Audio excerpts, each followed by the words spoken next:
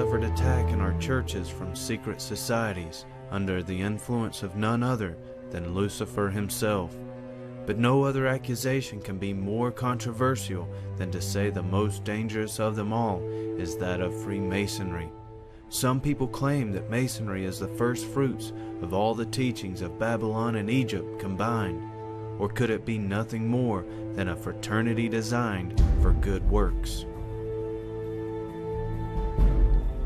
Masonry teaches that perfect truth is not attainable anywhere. God is, as man conceives him, the reflected image of man himself.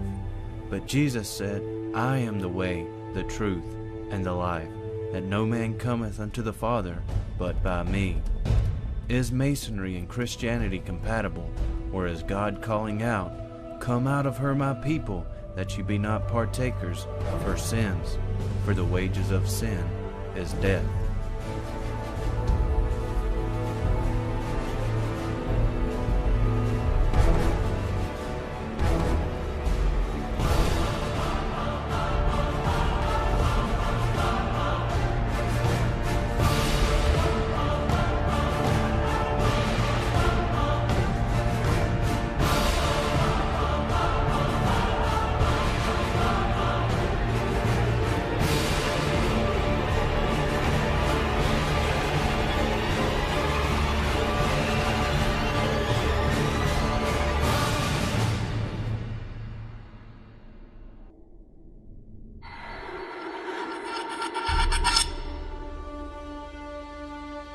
I know thy works, that thou art neither cold nor hot. I would thou wert cold or hot. So then, because thou art lukewarm, and neither cold nor hot, I will spew thee out of my mouth. Because thou sayest, I am rich, and increase with goods, and have need of nothing, and knowest not that thou art wretched, and miserable, and poor, and blind, and naked. I counsel thee to buy of me gold tried in the fire, that thou mayest be rich, and white raiment, that thou mayest be clothed, and that the shame of thy nakedness do not appear. And anoint thine eyes with thyself, that thou mayest see. As many as I love, I rebuke and chasten. Be zealous therefore, and repent. Behold, I stand at the door, and knock. If any man hear my voice, and open the door, I will come into him, and will sup with him, and he with me. Hierapolis was known for their hot springs, and another neighboring city, Colossae, was known for its cold. But by the time these two streams got to Laodicea, it was lukewarm, and people unaccustomed to it coming from out of town would taste this lukewarm water and spit it out. And that's what Jesus was saying. They become lukewarm, good for nothing, because of the distance from the source is becoming polluted, heavily polluted. And that's what's going on with Masonry. They're self-deceived, and it sickens Christ. Now remember, in Masonry, you're always talking about works, about the labor of the lodge. Works, works, works. What happens when a member of the Masonic Lodge assumes a role of leadership within the church? And there's an increasing concern, what impact does Masonry have on the modern day church? A lot of people use verse 20 about standing at the door and knock as an evangelism tool. In fact, when I first was learning how to witness to people, we used the evangelism explosion model, and that was one of the scriptures that we'd use. You know, that he's standing at the door and knocking and inviting the unsaved person to come in. But what's interesting here is that this is a message addressed to a church, to an ecclesiastical body, and that the Lord is outside trying to get in. That is what I would submit to you is what is going on today with Masonry and its impact in the church. That basically many churches, not all of them, but many churches have thrown out the Lord, and instead they have enthroned Baal upon their altars by allowing Masonry to run rampant through their churches. And I think you need to remember that, again, he is saying here, I stand at the door and knock, you've got to let me in. Because right now, there are many churches where, you know, they are not letting him in. Arguably one of the most famous evangelists of the 19th century, Dwight L. Moody warned of how the Masonic order has stunted the growth of the church and the effects of the people within. He said, I do not see how any Christian, most of all a Christian minister, can go into these secret lodges with unbelievers. They say they can have more influence for good, but I say they can have more influence for good by staying out of them and reproving their evil deeds. You can never reform anything by unequally yoking yourself to ungodly men. True reformers separate themselves from the world, but some say to me, if you talk that way, you will drive all the members of secret societies out of your meetings and out of your churches.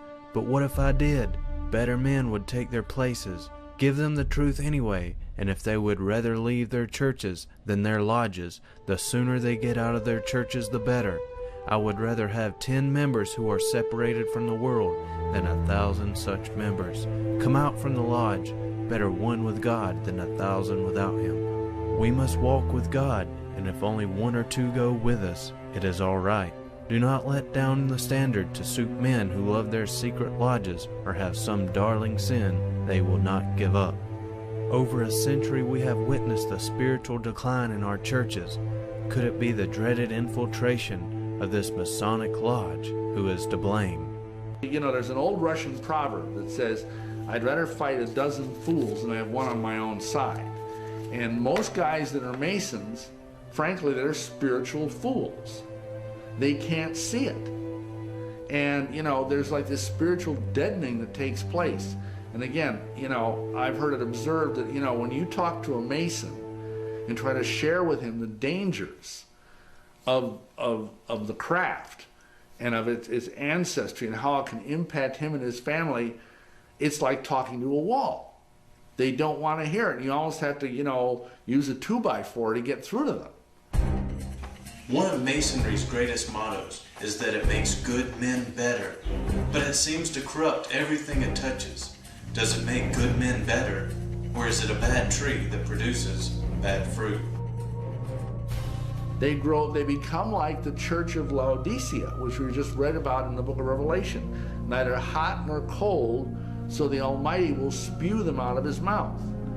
Now, I believe, and so do many other people, that there's a prophetic schema in the first 3 chapters of Revelation, that the churches that are spoken of in Revelation 2 and Revelation 3 actually pertain to various epochs of church history. And in that line, the Church of Laodicea is the last of the 7 churches. And so I believe it represents the last period of church history.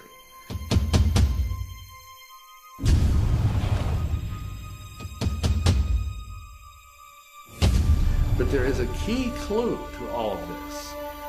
The word Laodicea comes from true Greek words. It basically means rights of the people or human rights.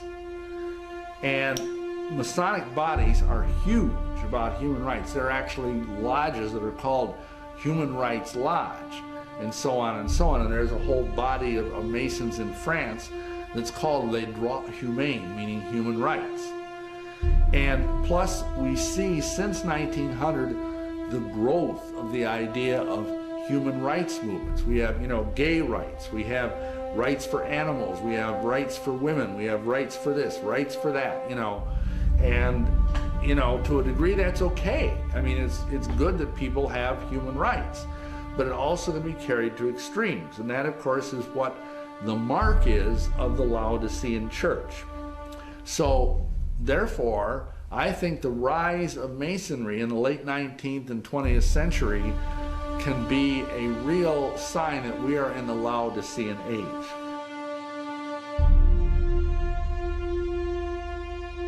Masonry in America and in many European nations.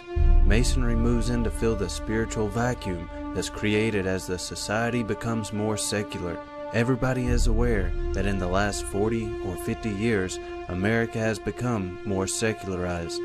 They moved the church out of the public square. In its place, Masonry has become the civil religion. Like many presidents, when they're sworn into office, on their day of inauguration, they are sworn in on a Masonic Bible. Joseph Ford Newton, a famous authority and writer, in an article entitled "The Bible and Masonry," wrote, "The Bible, so rich in symbolism, is itself a symbol. Thus, by the very honor which Masonry pays the Bible, it teaches us to revere every book of faith in which man find help for today and hope for tomorrow, joining hands with the man of Islam as he takes his oath on the Quran, with the Hindu as he makes covenant with God upon the book that he loves best. Rather than being a true Bible, the Masonic Bible is a counterfeit and anti-Bible. Many presidents laid their hand on a Masonic Bible as they took their oath of office, such as George Washington, Warren G. Harding, Dwight Eisenhower, Jimmy Carter, and George W. Bush.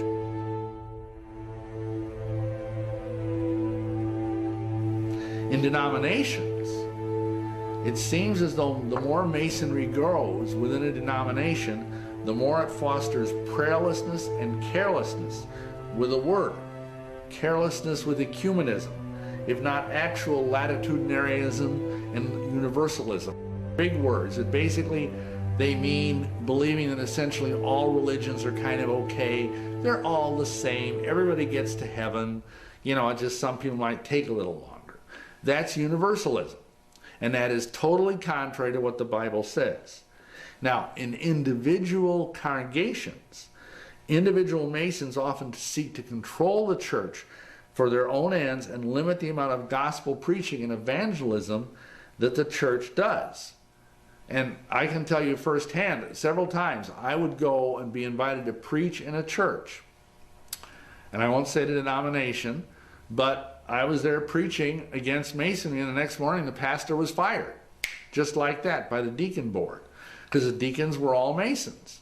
And they literally threw the guy out on the lawn with his suitcase and said, "Don't let the door hit you on the way out."